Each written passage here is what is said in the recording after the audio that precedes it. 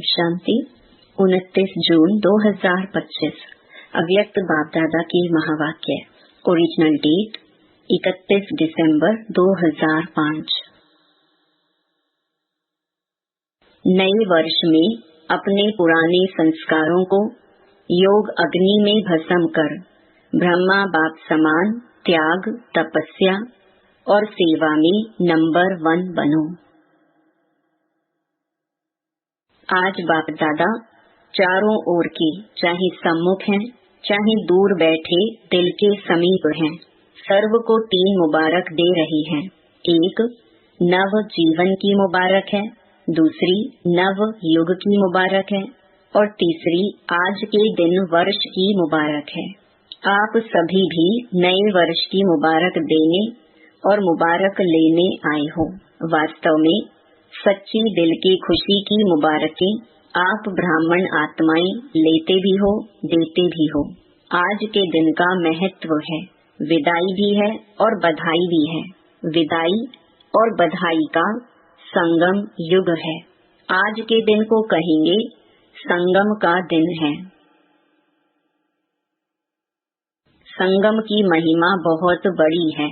आप सभी जानते हो कि संगम युग की महिमा के कारण आजकल पुराने और नए वर्ष के संगम को कितना धूमधाम से मनाते हैं। संगम युग की महिमा के कारण ही इस पुराने नए वर्ष के संगम की महिमा है। जहाँ 2 नदियाँ मिलती हैं, संगम होता है, उनकी भी महिमा है। जहाँ नदी सागर का संगम होता है, उसकी भी महिमा है। लेकिन सबसे बड़ी महिमा इस संगम युग की, पुरुषोत्तम युग की है, जहाँ आप ब्राह्मण भाग्यवान आत्माएं बैठे हो। यह नशा है ना। अगर आपसे कोई पूछे आप किस समय पर हो, क्या कलयुग में रहते हो या सतयुग में रहते हो, तो क्या फलक से कहेंगे? हम इस समय पुरुषोत्तम संगम युग में रहते हैं। आप कलयुगी नहीं हो, संगम युगी हो। और इस संगम युग की विशेष महिमा क्यों है? क्योंकि भगवान और बच्चों का मिलन होता है, मेला होता है, मिलन होता है, जो किसी भी युग में नहीं होता। तो मेला मनाने आए हो ना। आप मिलन मेला मनाने के लिए कहाँ कहाँ से आए हो? कभी स्वप्न में भी सोचा था कि ड्रामा में मुझ आत्मा का ऐसा भी भाग्य नोंधा हुआ है? आत्मा का परमात्मा से मिलने का भाग्य था और है। बाप भी हरेक बच्चे के भाग्य को देख हर्षित होते हैं। वाह भाग्यवान बच्चे, वाह। अपने भाग्य को देख दिल में अपने प्रति वाह, मैं वाह वाह, मेरा भाग्य वाह वाह, मेरा बाबा वाह वाह, मेरा ब्राह्मण परिवार वाह। यह वाह वाह के गीत ऑटोमेटिक दिल में गाते रहते हो ना। तो आज इस संगम के समय अपने अंदर सोच लिया है कि किस किस बातों को विदाई देनी है। सभी ने सोचा है सदा काल के लिए विदाई देनी है, क्योंकि सदा काल के लिए विदाई देने से सदा काल की बधाइयाँ मना सकेंगी। ऐसी बधाई दो जो आपके चेहरे को देख जो भी आत्मा सामने आए वह भी बधाइयाँ प्राप्त कर खुश हो जाए। जो दिल से बधाई देते व लेते हैं वह सदा ही कैसे दिखाई देते हैं? संगम युगी फरिश्ता। सभी का यही पुरुषार्थ है ना।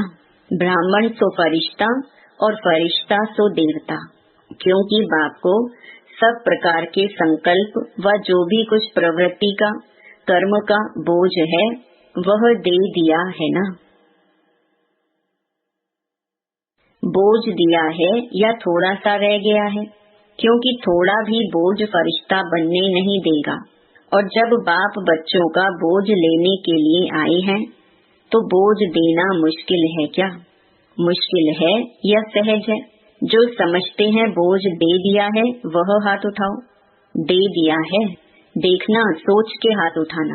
बोझ दे दिया है, अच्छा दे दिया है तो बहुत मुबारक हो, और जिन्होंने नहीं दिया है वह किस लिए रखा है? बोझ से प्रीत है क्या? बोझ अच्छा लगता है?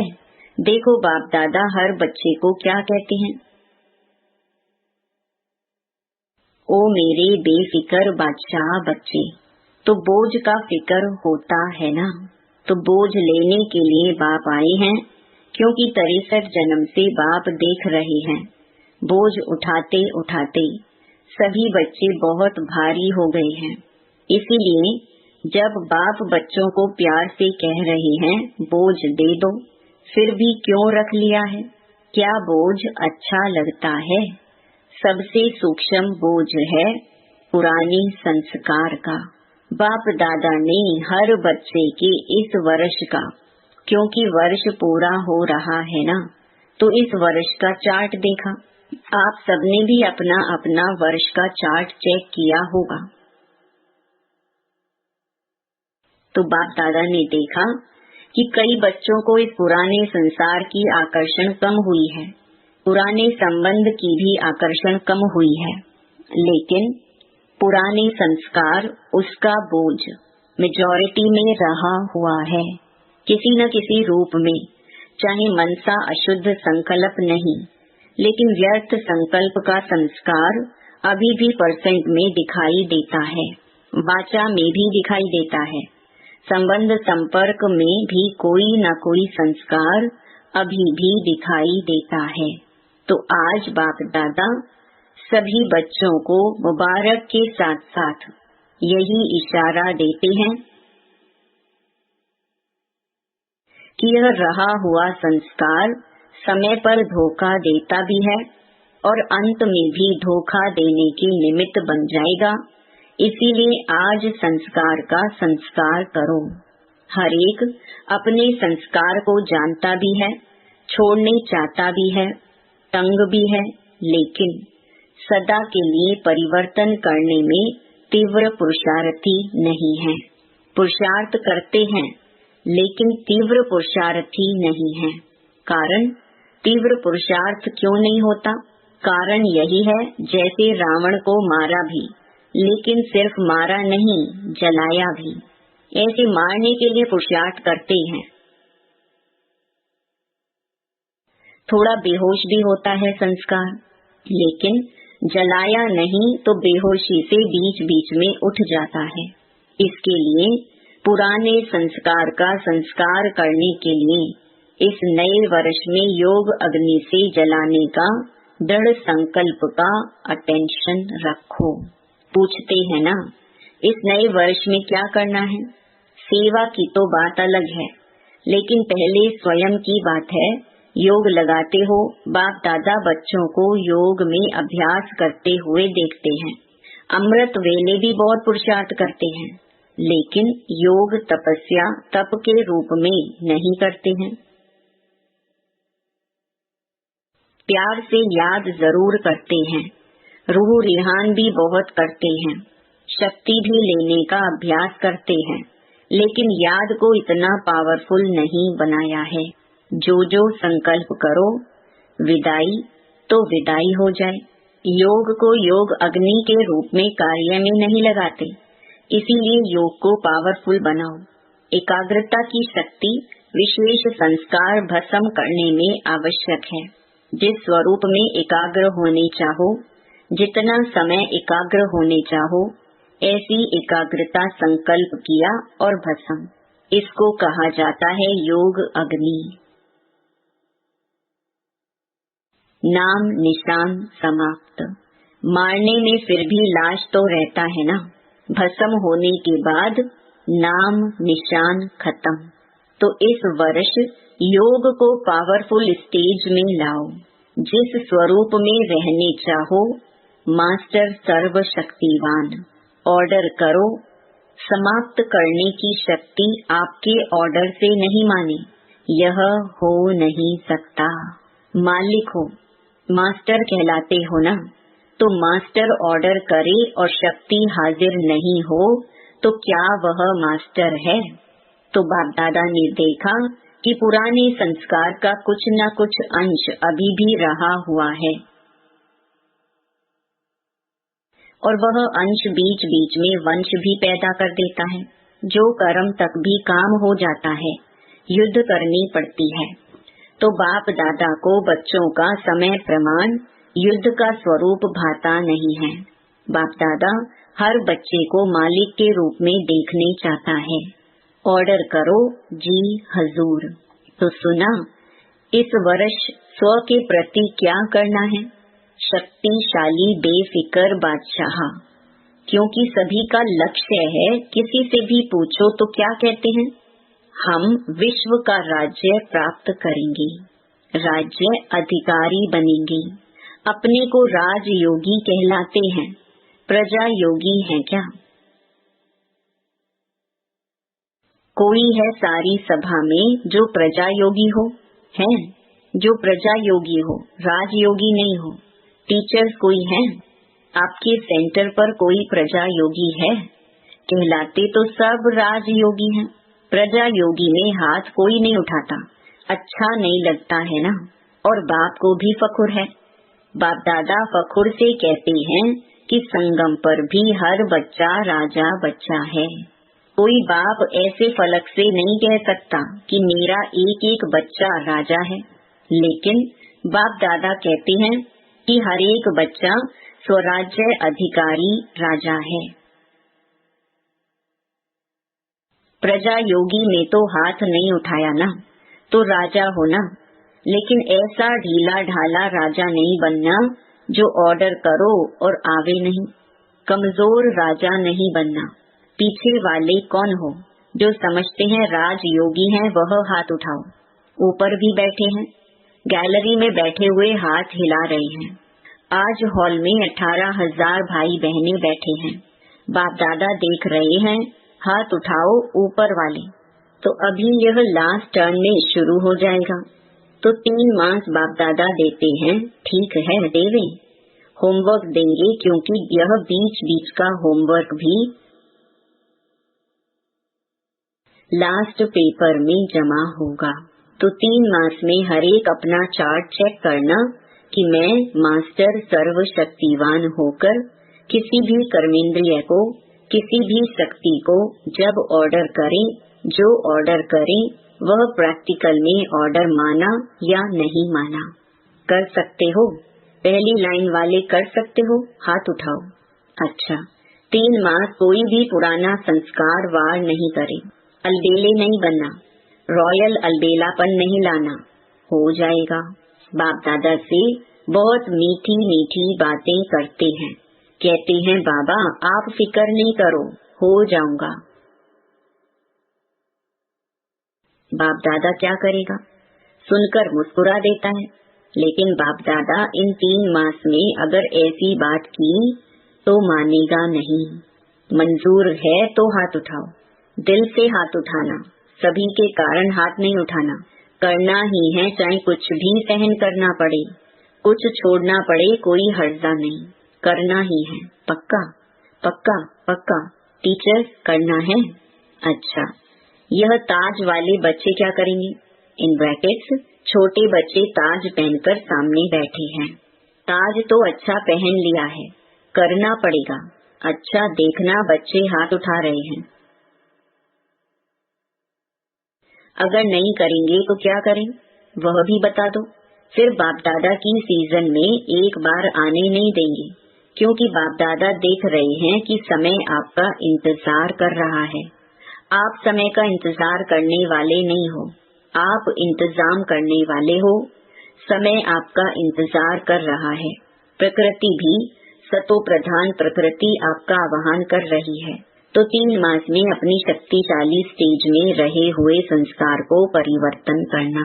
अगर 3 मास अटेंशन रखा ना तो उसका आगे भी अभ्यास हो जाएगा। एक बारी परिवर्तन की विधि आ गई ना तो बहुत काम में आएगा। समय का आप इंतजार नहीं करो, कब विनाश होगा, कब विनाश होगा। सब रूह रिहान में पूछते हैं, बाहर से नहीं बोलते लेकिन अंदर बात करते हैं, पता नहीं कब विनाश होगा। 2 साल में होगा, 10 साल में होगा, कितना साल में होगा? आप क्यों समय का इंतजार करो? समय आपका इंतजार कर रहा है। बाप से पूछते हैं तारीख बता दो, थोड़ा सा वर्ष बता दो, 10 वर्ष लगेंगे, 20 वर्ष लगेंगे, कितना वर्ष लगेंगे? बाप दादा बच्चों से प्रश्न पूछते हैं कि आप सब बाप समान बन गए हो। पर्दा खोलें कि पर्दा खोलेंगे तो कोई कंघी कर रहा है, कोई फेस को क्रीम लगा रहा है। अगर एवर रेडी हो, संस्कार समाप्त हो गए तो बाप दादा को पर्दा खोलने में क्या देरी लगेगी? एवर रेडी तो हो जाओ ना। हो जाएंगे कह के बाप को बहुत समय खुश किया है। अभी ऐसा नहीं करना, होना ही है, करना ही है। बाप समान बनना है, इसमें तो सभी हाथ उठा देते हैं, उठाने की जरूरत नहीं। ब्रह्मा बाप को देखो, साकार में तो ब्रह्मा बाप को फॉलो करना है ना। ब्रह्मा बाप ने त्याग, तपस्या और सेवा लास्ट घड़ी तक साकार रूप में प्रैक्टिकल दिखाया। अपनी ड्यूटी शिव बाप द्वारा महावाक्य उच्चारण की ड्यूटी लास्ट दिन तक निभाई। लास्ट मुरली याद है ना? 3 शब्द का वरदान याद है? इन ब्रैकेट्स निराकारी, निर्विकारी और निरहंकारी बनो। जिसको याद है वह हाथ उठाओ। अच्छा, सभी को याद है, मुबारक हो। त्याग भी लास्ट दिन तक किया, अपना पुराना कमरा नहीं छोड़ा। बच्चों ने कितना प्यार से ब्रह्मा बाप को कहा, लेकिन बच्चों के लिए बनाया, स्वयं नहीं यूज किया। और सदा 2:30-3 बजे उठकर स्वयं प्रति तपस्या की, संस्कार भस्म किए, तब कर्मातीत अव्यक्त बने, फरिश्ता बने। जो सोचा वह करके दिखाया। कहना, सोचना और करना तीनों समान। Follow father. लास्ट तक अपने कर्तव्य में पूर्ण रहे। पत्र भी लिखे, कितने पत्र लिखे, सेवा भी नहीं छोड़ी। Follow father. अखंड महादानी, महादानी नहीं, अखंड महादानी का प्रैक्टिकल रूप दिखाया अंत तक। लास्ट तक बिना आधार के तपस्वी रूप में बैठे। अभी बच्चे तो आधार लेते हैं ना बैठने का, लेकिन ब्रह्मा बाप ने आदि से अंत तक तपस्वी रूप रखा। आँखों में चश्मा नहीं डाला। यह सूक्ष्म शक्ति है, निराधार। शरीर पुराना है, दिन प्रतिदिन प्रकृति, हवा, पानी दूषित हो रहा है। इसलिए बाप दादा आपको कहते नहीं हैं क्यों आधार लेते हो, क्यों चश्मा पहनते हो। पहनो, भले पहनो, लेकिन शक्तिशाली स्थिति जरूर बनाओ। सारी विश्व का कार्य समाप्त किया है। बाप दादा आपसे प्रश्न पूछता है, आप सभी संतुष्ट हो कि विश्व कल्याण का कार्य पूरा हो गया है? जो समझते हैं कि विश्व कल्याण का कार्य समाप्त हो गया है वह हाथ उठाओ। एक भी नहीं। तो कैसे कहते हो विनाश होगा? काम तो पूरा किया नहीं। अच्छा, चारों ओर के सदा उमंग उत्साह में आगे बढ़ने वाले, सदा हिम्मत से बाप दादा की पदम गुणा मदद के पात्र बच्चों को सदा विजयी रतन हैं। हर कल्प में विजयी बने थे, अब भी हैं और हर कल्प में विजयी है ही हैं। ऐसे विजयी बच्चों को सदा एक बाप, दूसरा ना कोई। न संसार की आकर्षण, न संस्कार की आकर्षण, दोनों आकर्षण से मुक्त रहने वाले सदा बाप समान बच्चों को बाप दादा का याद, प्यार और नमस्ते। वरदान सदा काल के अटेंशन द्वारा विजय माला में पिरोने वाले बहुत समय के विजयी भव। बहुत समय के विजयी विजय माला के मणके बनते हैं। विजयी बनने के लिए सदा बाप को सामने रखो। जो बाप ने किया वही हमें करना है। हर कदम पर जो बाप का संकल्प वही बच्चों का संकल्प। जो बाप के बोल वही बच्चों के बोल। तब विजयी बनेंगे। यह अटेंशन सदा काल का चाहिए, तब सदा काल का राज्य भाग्य प्राप्त होगा। क्योंकि जैसा पुरुषार्थ वैसी प्रारब्ध है। सदा का पुरुषार्थ है तो सदा का राज्य भाग्य है। स्लोगन: सेवा में सदा जी हाजिर करना, यही प्यार का सच्चा सबूत है। अव्यक्त इशारे: आत्मिक स्थिति में रहने का अभ्यास करो, अंतर्मुखी बनो। जैसे कोई भी व्यक्ति दर्पण के सामने खड़ा होते ही स्वयं का साक्षात्कार कर लेता है, वैसे आपकी आत्मिक स्थिति शक्ति रूपी दर्पण के आगे कोई भी आत्मा आवे तो वह 1 सेकंड में स्वस्वरूप का दर्शन व साक्षात्कार कर ले। आपके हर कर्म में, हर चलन में रूहानियत की अट्रैक्शन हो। जो स्वच्छ आत्मिक बल वाली आत्माएं हैं, वह सबको अपनी ओर आकर्षित जरूर करती हैं। ओम शांति।